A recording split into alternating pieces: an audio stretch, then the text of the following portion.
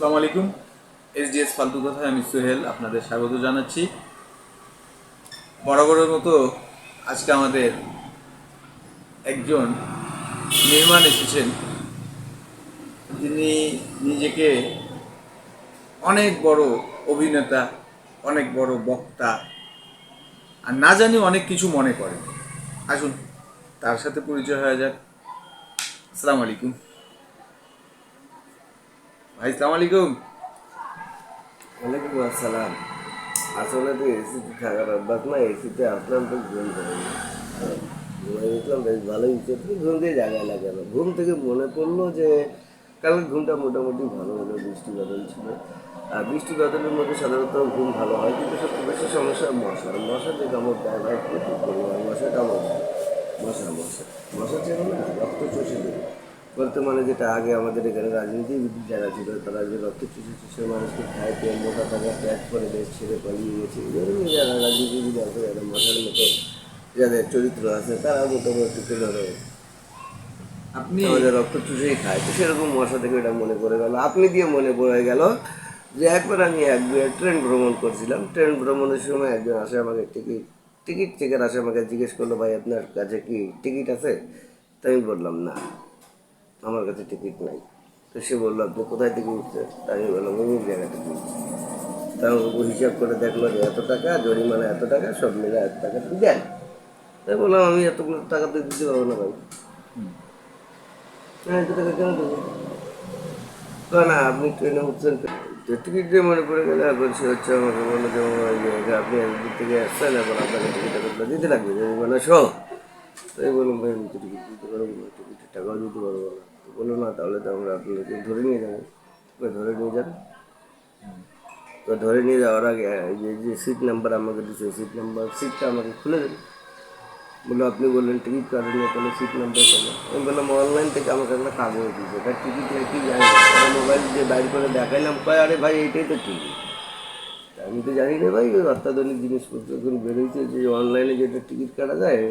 আচ্ছা, টিকিট দিয়ে মনে পড়ে গেল, কালোবাজারি যারা স্টেশনের মধ্যে টিকিট কালোবাজারি করে, তাদেরকে সরকার কোনো ধরনের পদক্ষেপ নেয় না কেন ভাই? একজন 5-7টা করে টিকিট নিয়ে নেয়, অথচ আমরা যখন কোথাও যাত্রা করার জন্য টিকিট নেই, তখন হচ্ছে আমরা টিকিট পাই না। এটা কী ধরনের কথা? এগুলো তো আমি একটা জিনিস বুঝি না, প্রশাসনের আপনি দৃষ্টি রাখেন। আকর্ষণ করা উচিত, কিন্তু দৃষ্টি আকর্ষণ করে না। আগে নাহলে সিনেমা হলে টিকিট কালোবাজারি হইতে, এখনও প্রায় ট্রেনের টিকিট কালোবাজারি হয়েছে। ট্রেনের টিকিট কালোবাজারি এখন পর্যন্ত থামাতে পারলো না। এই ধরনের কেন এই ধরনের কাজগুলো হয়?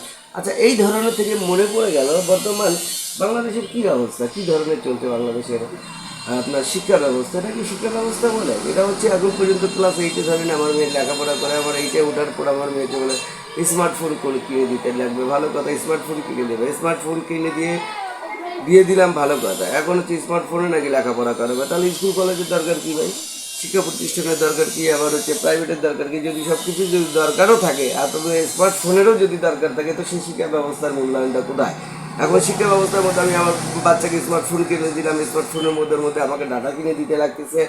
ডাটা কিনে দেওয়ার পর সে আর তার মধ্যে নানান ধরনের তারা ইউটিউব বা অন্যান্য ওয়েবসাইট থেকে নানান কিছু দেখতেছে। এটাতে আমাদের বাচ্চারা যে পথভ্রষ্ট হচ্ছে, এটাতে কি মানে সরকারের কোনো ধরনের কোনো করণীয় নাই? বা ক্লাস 8-এর বাচ্চা ছেলে মেয়েদেরকে কী কারণে মোবাইল দেওয়া হয়? এই মোবাইলের সাথে শিক্ষা ব্যবস্থার এটা সম্পর্কিতটা কি আমার মাথার মধ্যে ঢুকে নাই। এখন সম্পর্ক দিয়ে মনে পড়ে গেল, ভারত বাংলাদেশের সম্পর্ক যে কবে ভালো হবে না খারাপ হবে না এই ধরনের চলবে। তার মধ্যে দেখলাম কালকে স্বরাষ্ট্র উপদেষ্টা বললো কিছু, এই যে তাদের চুক্তি বাতিল করছে এবং আরও বড়গুলো থেকে তাদের লেনদেন করা হবে না। আচ্ছা, লেনদেন দিয়ে মনে পড়ে গেল, লেনদেন থেকে আপনার বর্তমানে আমাদের যে আপনার হচ্ছে মার্কিন মুদ্রার বর্তমান রেট কত যাচ্ছে ভাই? দর্শক, মানে আমি শুরুতে যা যা বলছিলাম সেগুলো সব বয়কট করলাম। ইনি কিন্তু আসলে বাতোলা বাজ একটা লোক। সব তখন থেকে এই যে কথাগুলো বললো, কথার কোনো আগা, কোনো মাথা, কোনো পাছা, কোনো কিছু আপনারা পেয়েছেন? পাননি। মানে আমার এসডিএস ফালতু কথার চ্যানেলে এই ধরনের লোকগুলো কেন যে আসে আমি বুঝতে পারি না। দর্শক, আল্লাহ আজ হাফিজ।